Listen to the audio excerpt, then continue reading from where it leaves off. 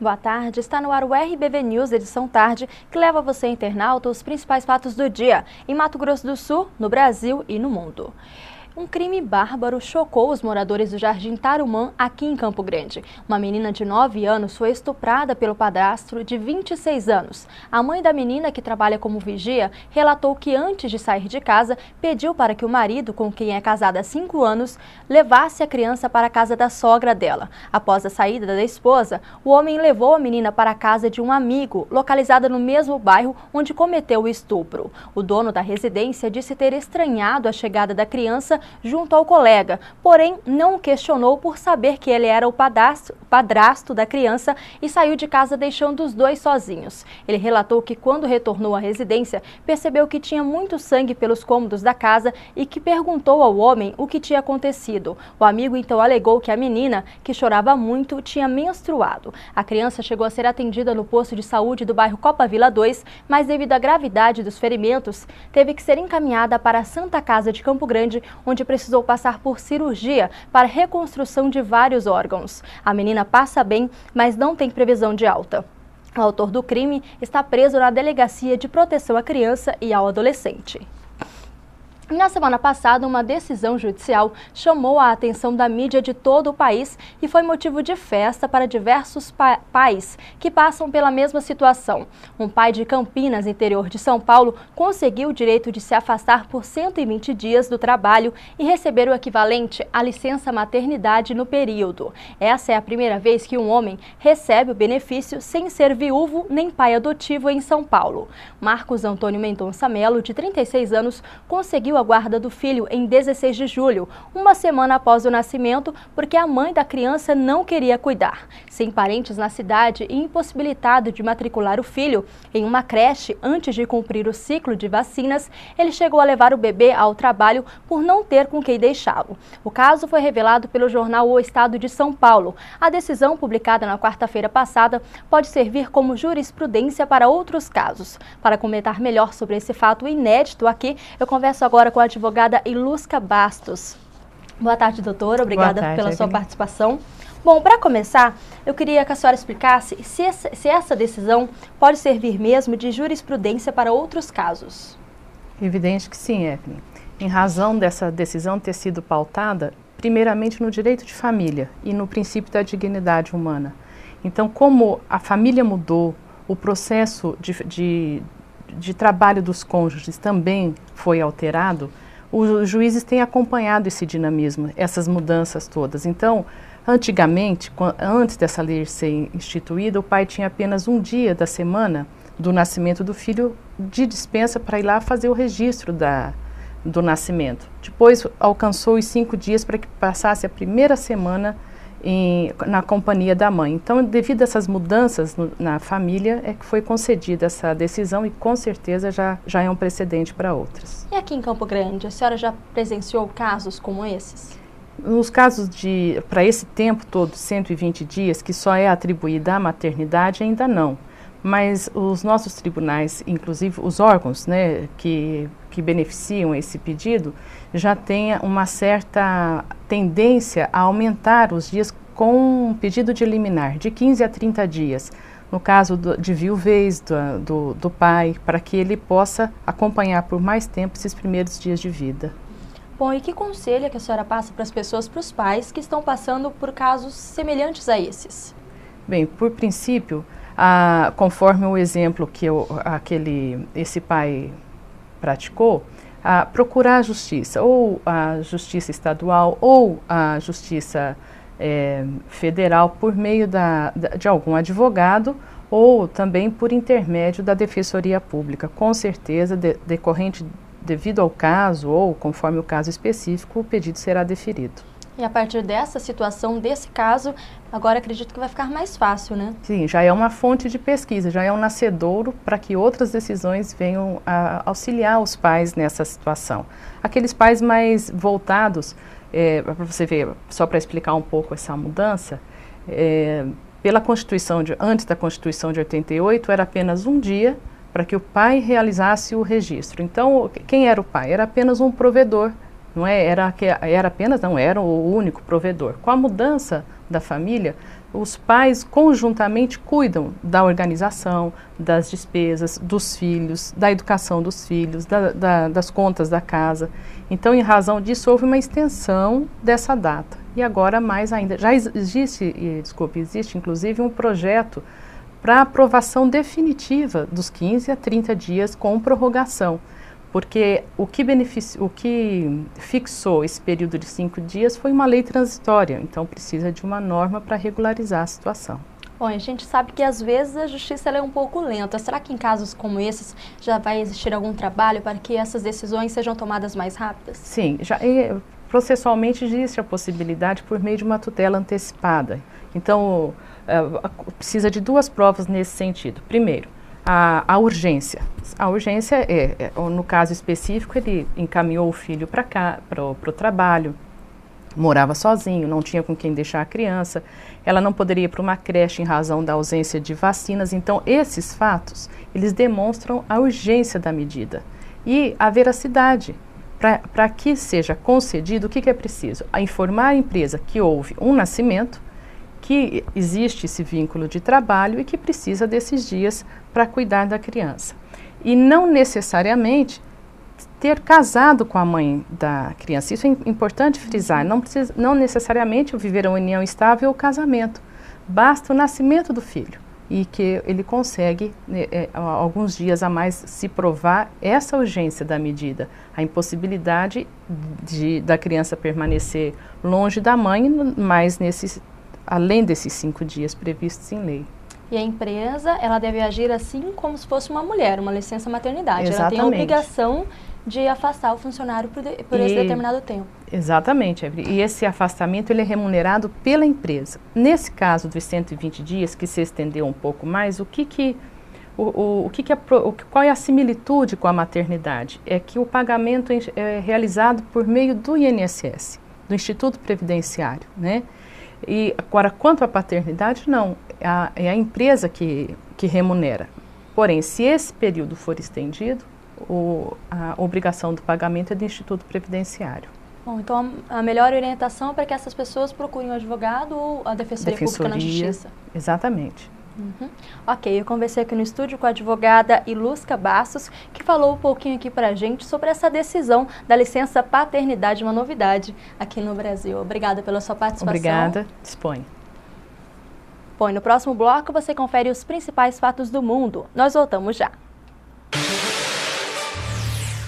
Dificuldades para se comunicar? Não ouve bem os sons? Agora chegou a oportunidade. Ganhe qualidade de vida com as promoções do Centro Auditivo Grambel. São aparelhos auditivos com parcelas a partir de 10 de 190. Temos telefones amplificados, aparelhos com frequência modulada para ouvir melhor a TV. Completa linha de modernos aparelhos digitais importados e assistência técnica para várias marcas. Fazemos teste domiciliar sem compromisso. Centro Auditivo Grambel. Atenção! Se você procura qualidade e tecnologia em alta definição, LEDs, mídia de alta definição, 3305-5040.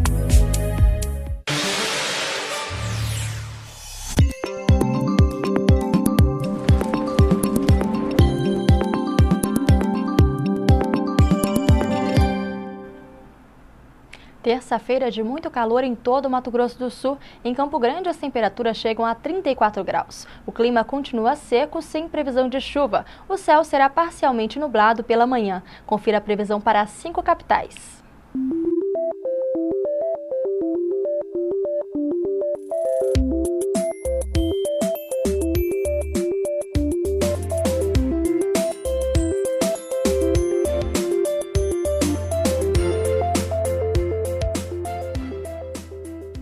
Agora os fatos nacionais. O Senado vai sediar 2 encontros de tecnologia da informação. Patrocinados pelo programa Interleges, os encontros que começam na segunda-feira vão reunir técnicos do Brasil e de outros países. O 5º encontro do Grupo Interleges de Tecnologias GITEC vai discutir a Lei de Acesso à Informação e o papel da tecnologia da informação nas casas legislativas. O encontro dos técnicos que trabalham com tecnologia nas câmaras municipais do Brasil inteiro, que vêm para Brasília, para o Interleges, para discutir os seus problemas comuns, para mostrar o que eles fazem, para mostrar aquilo que eles têm dificuldade ou que eles deram solução em um determinado problema, para trocas de experiências.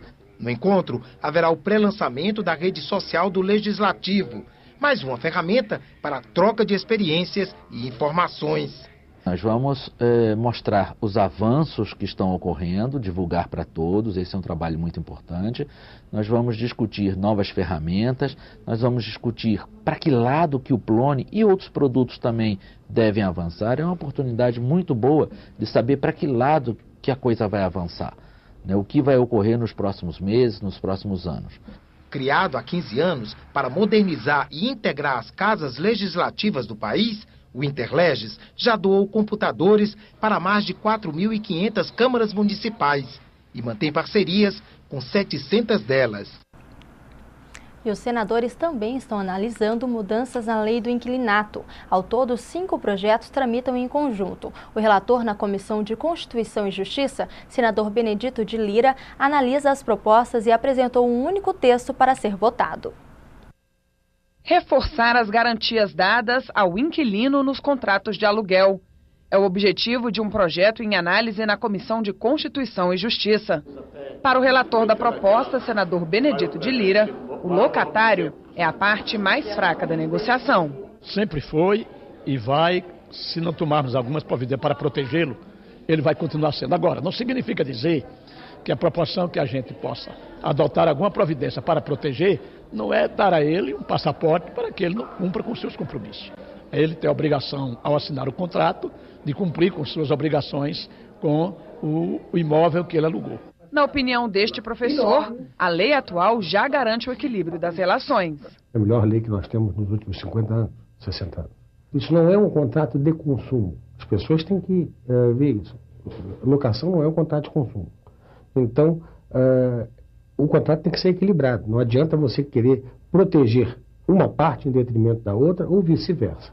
Uma das novidades do projeto é a redução do prazo mínimo para desocupar um imóvel quando houver acordo entre as partes. Ele cai de 6 para 3 meses. Já nos contratos com prazo igual ou superior a 30 meses, mesmo com prorrogação, o juiz poderá conceder a desocupação em 30 dias. Também está prevista multa rescisória de até 3 aluguéis no caso da devolução das chaves do imóvel antes do término da locação. O projeto proíbe ainda a cobrança de taxa pela cessão de ponto comercial e impõe indenização ao lojista em caso de não renovação do contrato de aluguel.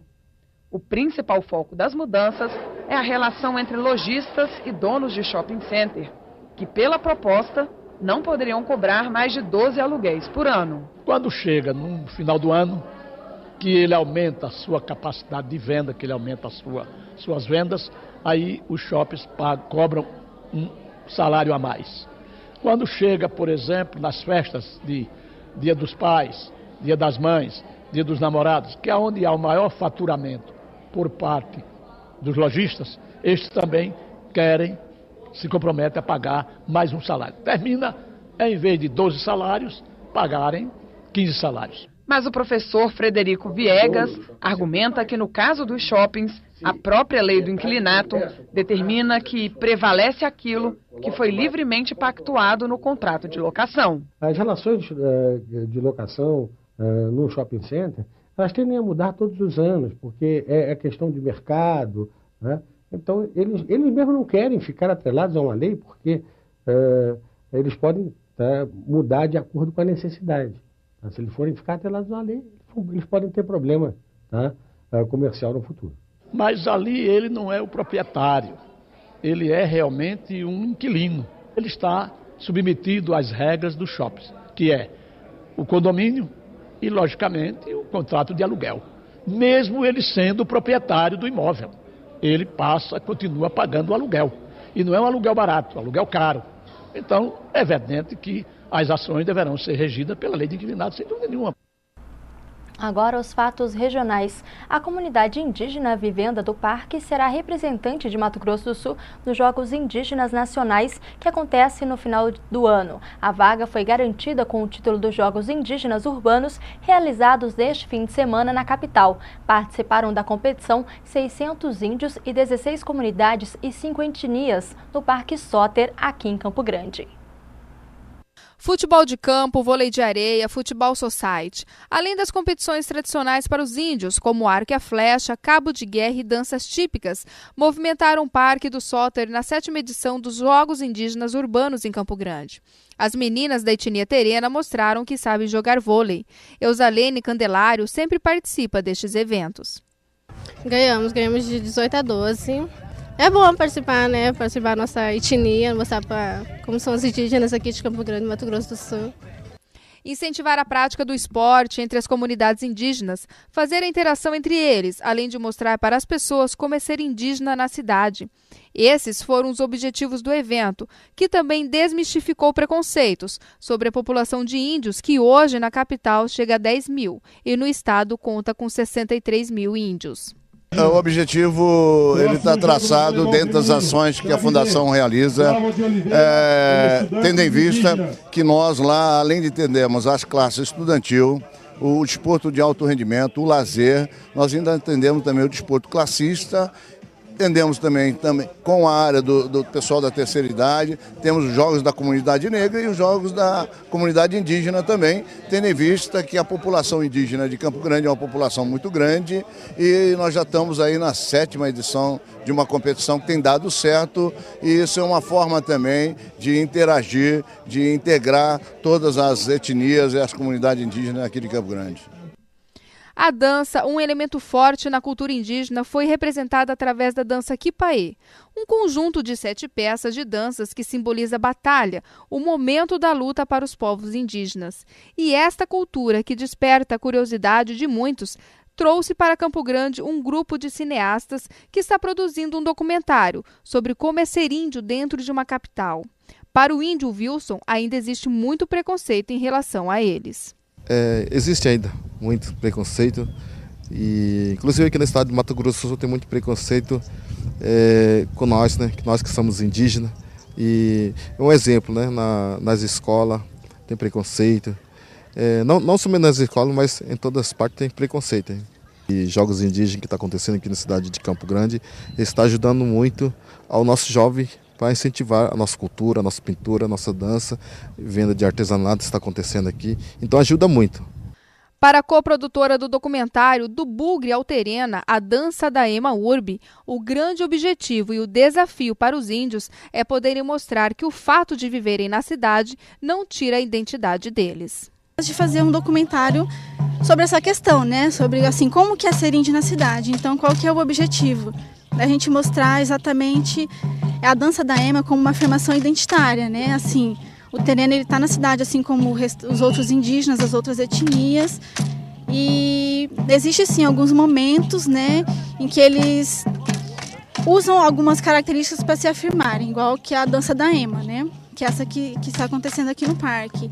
E ao mesmo tempo a gente vê como assim mostrar o cotidiano deles, que não diferem das pessoas, né, dos não índios, digamos assim, né? O fato de você não ser índio, estar na cidade, isso não te tira a sua identidade, né?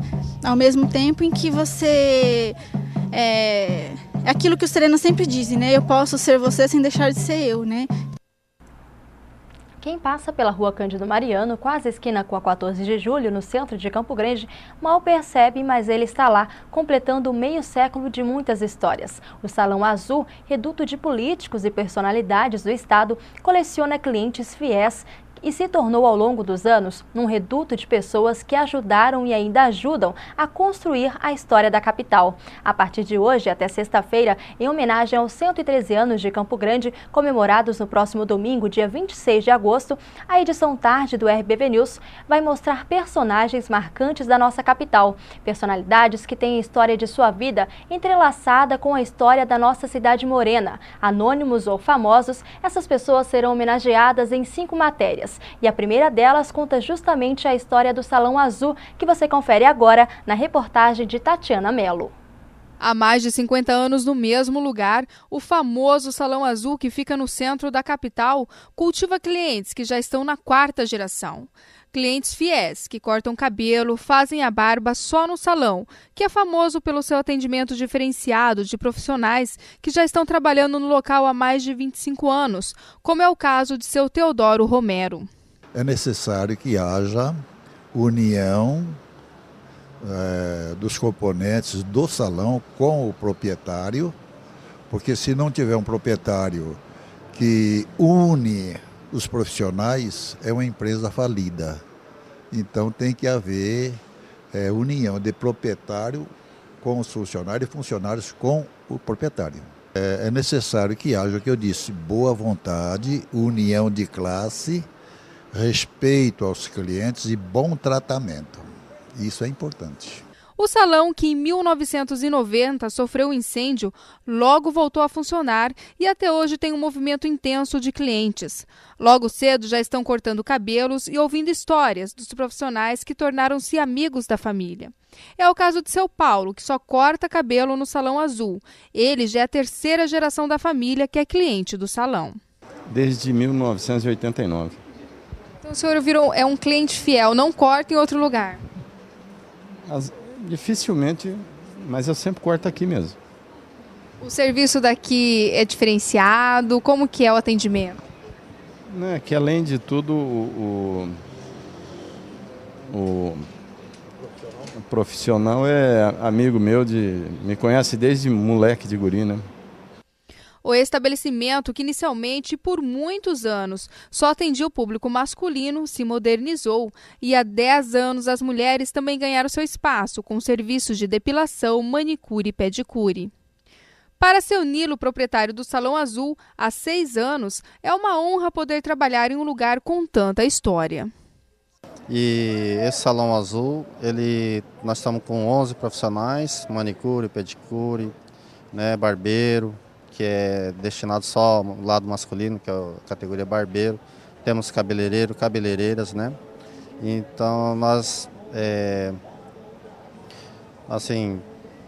temos tantas pessoas que tiramos o nosso sustento aqui do salão, né? Eu estou à frente aqui do salão há 6 anos, desde 2006, né? Esse salão já existe mais tempo e nesse tempo que eu estou aqui, esse salão sempre me deu uma renda boa, né? E a gente procura manter o padrão, manter os profissionais experientes dentro do salão, né? Manter qualidade e atendimento, a gente procura melhorar sempre, né? E o RBV News edição tarde termina aqui. Mais informações amanhã a partir das 11 horas. Boa noite.